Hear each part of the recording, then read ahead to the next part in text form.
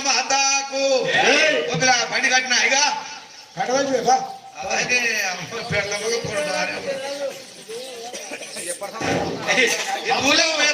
పోతాయి బండి. నేను పోతాని అనగా అప్పుడు తన మామయ్య అంజమ్మ ఏడుస్తుంటే ఏమనుకున్నాను